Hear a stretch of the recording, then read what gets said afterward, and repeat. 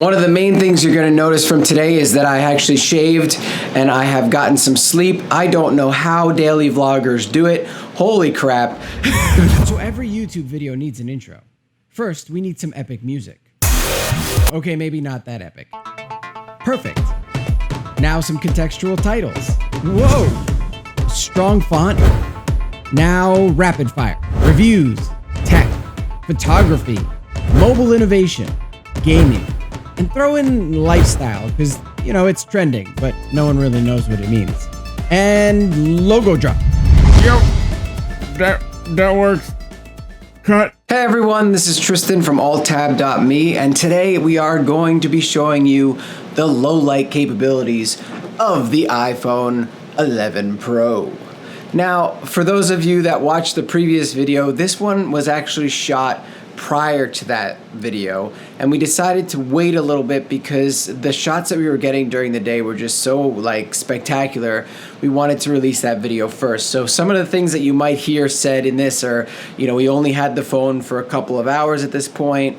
It was the first time we shot the phone. So just disregard some of that. I'll try to cut it out where I can, but just know that this was shot prior. This was shot on Wednesday versus the other shoot that was shot on Thursday. You know, on this channel, we like to push these little pocket cameras to their max. Even though they're on smartphones, the idea is that we want to see how far they can go, right?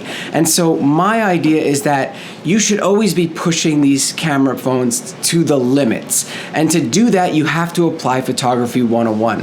That means that you have to find the right locations. You have to get, you know, the right model. And you also, every now and again, have to apply lighting. I want to see if this can handle the editing process. So you're going to see all those things applied here. This isn't just to go out around town and snap some shots and be like, oh, look, HDR, and oh, look, you know, just nighttime and stuff like that. Oh, my kid's baseball. No, this is us trying to make a phone shoot what I would get out of the Sony A7R III. When you're shooting stills, it's very important to know that you are capturing this moment in time. So where you are, where your placement is, and what the lighting looks like is very important.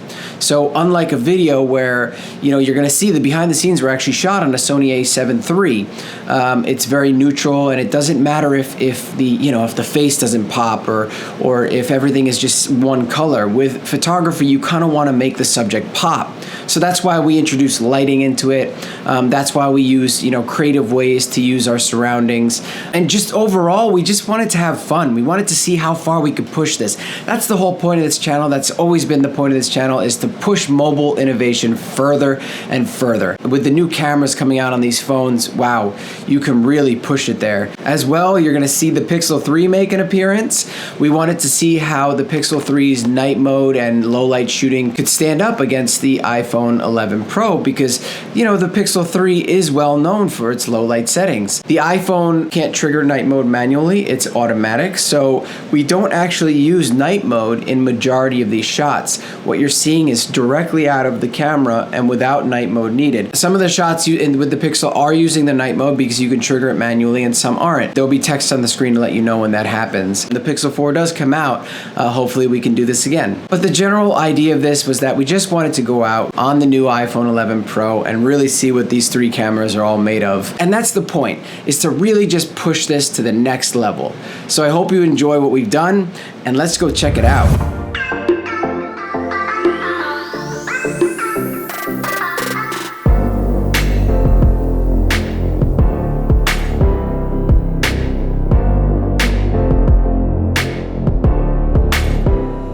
So it's not using night mode right now, which is pretty awesome, since, as you can see from the photos, if you look at this is a lot brighter.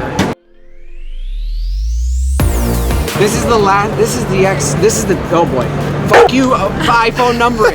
This is the XS, and this is the 11 Pro, and the difference is night and day. Like, I'll put these up on the screen big, but from here, this is just all blurry and mushy. It looks like it came right out of like a DSLR. Yeah, so this doesn't smooth your skin out as much, which is good.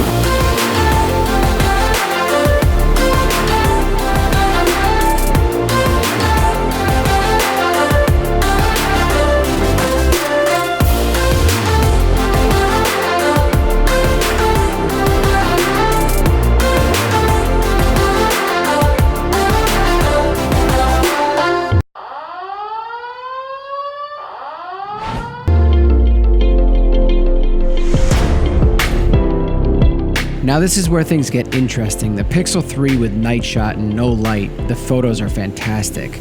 Now with the iPhone, we had to add light to even get a usable photo because night shot wasn't registering and you can't toggle it manually.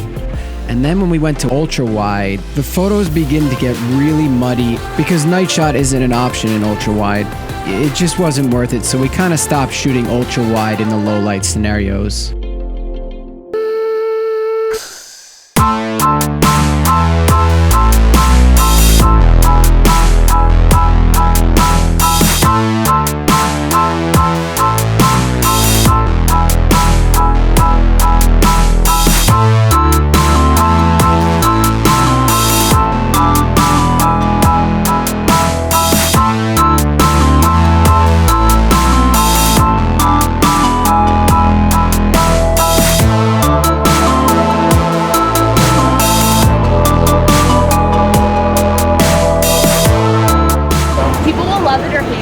Yep.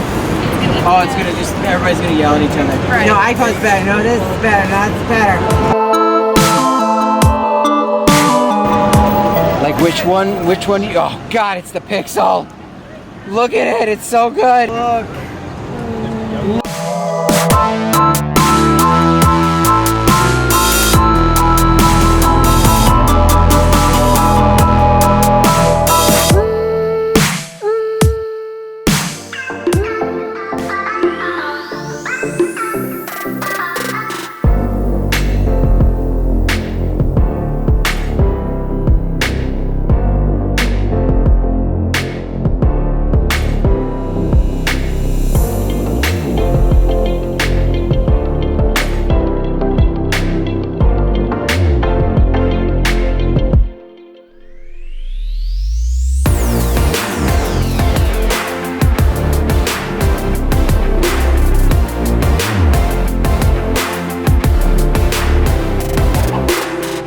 So this is where you're gonna see the iPhone 11 Pro's dual camera portrait mode really come into effect.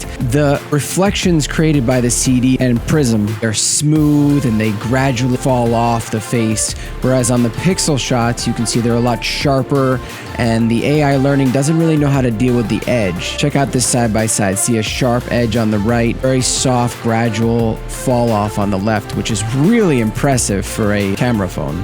CD power, baby. Woo!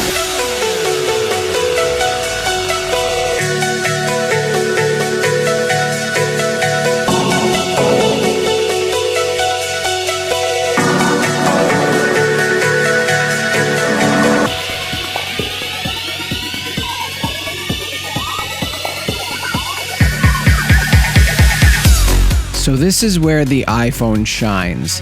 When you add an external light source, it has DSLR qualities that allow that light to really show off the subject. It's what all the settings in portrait mode mimic, except we used an actual light to do it.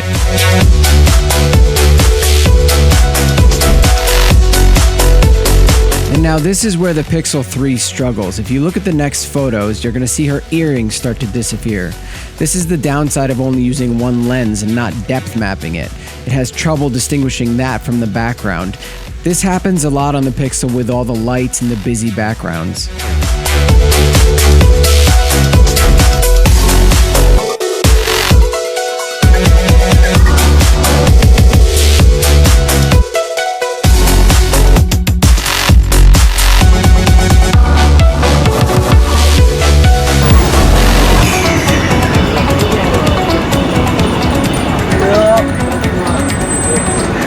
Yep, I got it, we're good.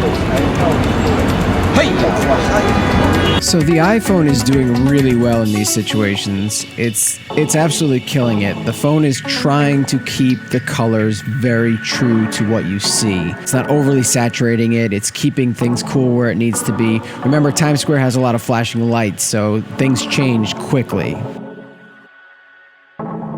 Now the Pixel, it adds a lot more contrast. It looks a little bit more shiny. There's also a lot more grain in the blacks. things are a little bit more crisp where it is in focus. But if you look at the billboards in the back of a lot of these photos, you're going to see that the focus is missed. That's where that depth mapping is really, really needed. So hopefully the Pixel 4 with the 2-lens system will resolve that. Night mode did turn on at one point, but what it's doing is it's taking a whole bunch of different pictures. So it's not like a long exposure where if there's a moving image in the background, it's going to streak it. It just kind of makes it disappear, which was kind of interesting. So that was pretty interesting. The shots that we got from the iPhone 11 Pro are nothing less than what I would consider professional. Colors have been neutralized. There's no more oversaturation like we saw with the XS and with the 10. They toned it down. Not only that, is that when you shoot and you focus on, let's say, the nose or the eyes, it finds that plane and it keeps everything in focus, including the shirt now. Usually the textures on shirt and clothing would just disappear with portrait mode. But now it's keeping that all together, which is actually allowing you to get a nicer fall off on the areas where it counts and a little bit more of a cutout feeling like you would on a mirrorless or a DSLR, which is like, wow, that's okay. Good job there. That's actually part of iOS 13, so people with the iPhone XS and 10 will be able to take advantage of that, which is really cool for you guys. The other thing that I noticed is that skin tones are just fantastic. There's no more of that painterly effect where you have like, you know, where it looks like everything is just smoothed out. You actually get the pores and you get the blemishes and you get the face color and you get the skin tones right, and the color of the skin is just spot on. And at nighttime, man, it was not prioritizing smoothing and getting rid of grain over quality and accuracy. At night, you were literally getting a little bit more grain. You were getting the skin tone and the actual colors that it should be versus it trying to over-process it. So then you could go into Lightroom and you could make the adjustments manually to take out some of that grain and still maintain the textures and the skin tones, which was like, wow, that's impressive. Overall, I would say that, you know, the thing that I noticed the most when you compared the Pixel to the iPhone is that the HDR was really, really good at making it so that the big bright lights in Times Square weren't overblown, and you could, you know, you got this really nice subtle effect to it. With the Pixel shots, the portrait mode didn't know how to handle all the different lights and didn't know where to blur and where not to blur for portrait mode. So, you know, it's half of one, half of the other. And, you know, while the night sight on the Pixel is really great that it's manual, a lot of the times it didn't really work the way I wanted it to once I brought it onto the computer and saw it. On the phone, I was like, wow, this is amazing. But then on the computer, I was like, oh, I see all the different blemishes. The ultra wide definitely struggles in low light situations. You're going to see that the photos are very muddy, and that's because of the aperture of 2.8, I believe, and the wide is where you're going to want to stick if you're at nighttime. The telephoto you can pull off if you throw some lighting in there, but that ultra wide, it was really struggling in low light situations, and those low light situations were Times Square, so that's not the most low light you can get. Overall, I think that this year's iPhone 11 Pro, the cameras are a serious upgrade. This isn't gonna make me, you know, stop shooting with mirrorless or DSLRs, but by gosh, do I love the idea that I have something that can take a professional photo in my pocket when I need it, and I can't carry that camera. Or I carry both. I use them both for their strengths when they're needed. I see a lot of people that are like, oh man, is that gonna replace my DSLR? Is that, you know, I don't look at it like that. I look at this as an addition to my equipment, as an addition to my arsenal. You know, you have to use the tools that are best for your story, and that's what I've always tried to do, is find the tool that's best for my story. And so far the iPhone 11 Pro is definitely showing as one of the top tier camera phones on the market right now. From what I've seen from the small amount of time that I've had to shoot the video upgrades are also extremely huge. You've got way better stabilization. You've got HDR at 60 frames per second in 4K, and it really shows. So I can't wait to show you guys a new video that shows the video capabilities of this phone, because I think that you're really going to be blown away by that. So look for that in the future. Subscribe, you know, hit that little notification bell so you get notifications when we release that. If you liked the video, feel free to leave a like. If you didn't like it, you can always dislike it. And ask any questions in the comments below. We love talking and chatting with you about what you've just seen, about the iPhone. Are you getting it? Do you want it? Did you not get it? Did you already get it? Did you like that you got it? All that kind of stuff. Anyway, thanks for watching. A huge shout out to Lizzie and Nathan. I'm gonna post their Instagrams in the description below. Go follow them. They're very talented. And yeah, thanks again for watching, and we'll see you in the next video.